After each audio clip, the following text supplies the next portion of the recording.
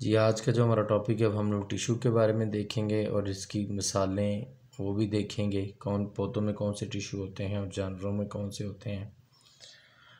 Board के paper में जो क्वेश्चन आता है टिश्यू से क्या मुराद है, इसकी एग्जांपल्स लिखे। किताब पे 4-5 लाइनें लिखी हुई हैं, लेकिन आपने छोटी सी तारीफ ही याद करनी है।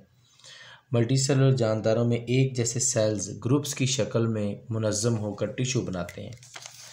मल्टीसेलुलर जानदारों में, ये आपने इतनी तारीफ़ करनी है बस, मल्टी सेलुलर जानदारों में एक जैसे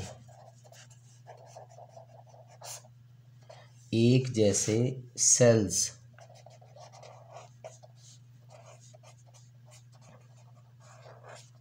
ग्रुप्स की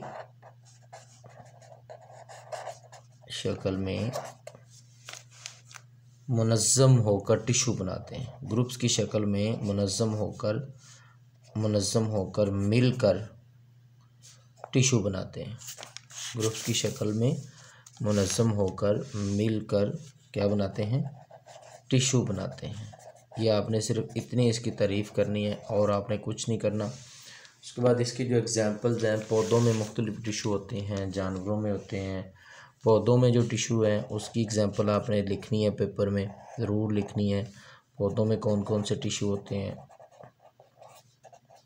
पौधों में जो टिश्यू होते हैं एपिडर्मल टिश्यू होते हैं और ग्राउंड टिश्यू होते हैं। कौन कौन से टिश्यू, एपिडर्मल टिश्यू और ग्राउंड टिश्यू।